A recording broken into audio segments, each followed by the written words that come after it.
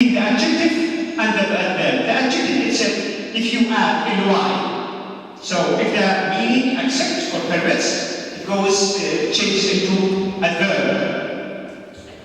Here are some examples to show you the positions and the style of adverb in a sentence. You see, the man shouted loudly. Early in the second sentence already, it is here different.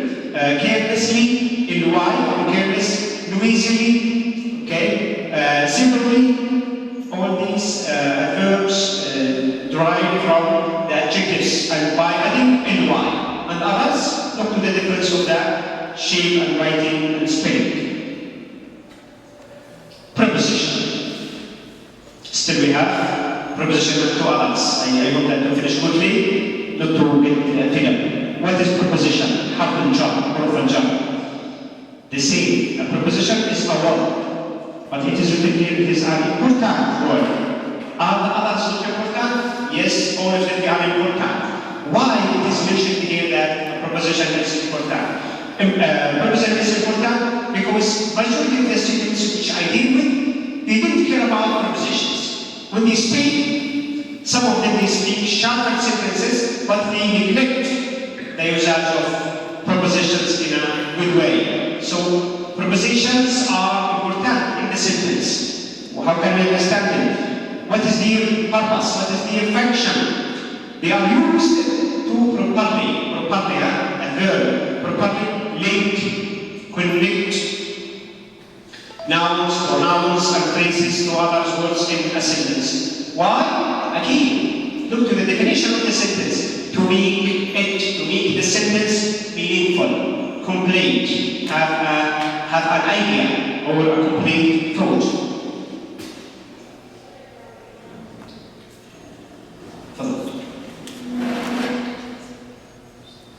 There are some examples. These examples, they are according to the rule which we say, subject, verb, complement. Okay, they are following the rule, but are they correct? No, they are not correct. Why? They are not sound. Why? Because they are lacking proper preposition and suitable preposition. Look to these sentences. The pen is the desk. If you go to the rule, to the structure, what we say that the subject, the verb, and the complement. The complement can be an object, can be an adjective, okay, an adverbial, prepositional phrase, okay. But look, the pen subject is the verb, that is object. It is complete, correct sentence according to the structure. Is it meaningful? No. Second one. The pen is leaning on a desk. The pen is leaning on the desk without preposition.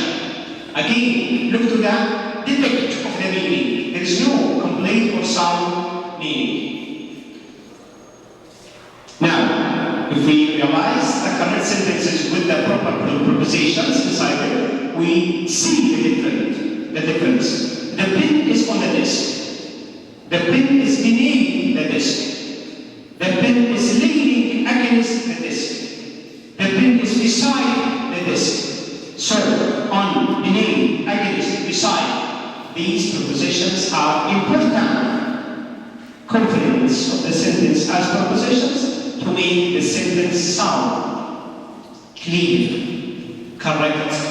Okay, from here we understand the importance of the preposition as the same as with the conjunctions. The most important prepositions are, what are they? Look how many prepositions you can get. Many. I don't know if we as learners, as students, we realize all of them about, across, after, until, up, upon, with. Okay. All these are what we call prepositions. Before the last, we have the conjunction. أدوات الوصل أو أداة التوصيل. What is it? A word. It is an important word. Okay. Again, its function is similar to the preposition, which is used to connect words, phrases, and clauses. Clauses here, sentence, it can be a sentence, as in the following examples. I ate the pizza and the rice, and is a conjunction.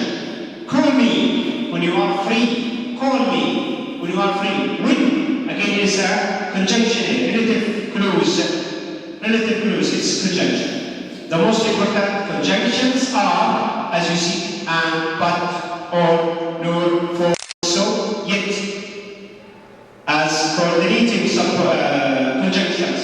The subordinating conjunctions, there are two kinds. If you need to go through them in details, you can go back to the grammar books.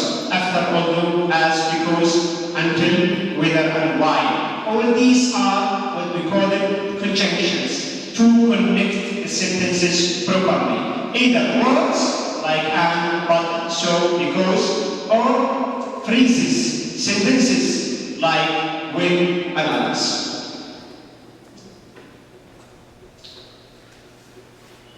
Because they are important, the man is smiling using these important conjunctions for, but, until, however, because, and, yet, since, and since. The last part of speech we deal with it today, and again, it's in a case easy, and in another case difficult because most of people don't use it in sentences. If there is a sentence, and the sentence you say, paper, one, paper. It is paper, okay, but you say, this paper, this is paper. Of course it is wrong. What you should say, this is a paper, this is a mic, this is a laptop, okay? Or the laptop, you have to be careful in using these articles.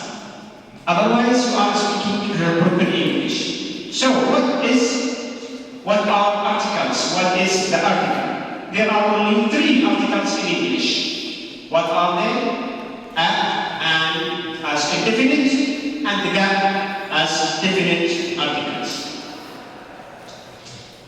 Their job, article function like adjectives. Okay. Their job is similar to the adjective to describe the noun. They always come from the noun. An important idea to remember is that and use independent articles beside the definite article. That they come always with nouns. We don't go with any other parts of speeches. Okay, we should realize that. So the noun be preceded in the sentence. The role is to describe. The noun be preceded in the sentence. Describe or to divide the same. This is a short paragraph to express the usage or the position of the articles. See, look with me, follow. A man and a woman. Man, a man, and a woman. Singular. If it is singular and mentioned for the first time, it is compulsory for you to write a or an. We are walking in Zubayr Street. A street, but it is proper noun. The woman. So, a dress, that she liked in a shop. A dress, and a shop, in a shop. She asked the man, a man and the man. Now, because it is mentioned for the second time, we should not use again, because it is known for us now. It becomes definite. The man, she asked the man if he could buy a dress. The dress mentioned for the second time, the dress for her. He said, do you think the shop, again the shop is mentioned for the second time, no need to use the shop will accept a check. I don't have a credit card. Okay, I hope that this paragraph is clear. Someone can ask, why would you use an? And is completely, definitely, totally the same with a in its function. The difference is that if the word is preceded by a vowel sound, one of the vowel sounds you know in your dictionaries, it should be changed into an instead of a. And the rest of the function is the same. Here are diagram for the articles. A and an, they are called independent articles. نكرة غير معرف, then that is called the definite article. لا تعرف معرفة. Again, another diagram to show you the usage of with كلمة ball, with the word ball, we use with the word apple, we use because apple starts with a vowel sound. That is used for both. At the second time, or if it is something specific, you can use that directly without using it. Here's a diagram to show the difference between and. Car, we use a. Airplane, airplane, an airplane. Parrots, baby, doll, hat, use a. They are consonant sounds. Egg, it is vowel sound. Start with a, egg. It is an. Okay, rabbit, consonant. Apple, vowel. You should realize that. And all of them, I think you can realize them from the picture and from the sound also. I hope that we come to the end of our short, humble lecture. If there is any question or comments, I will be glad and happy to listen and to share with you. Any questions? Any question?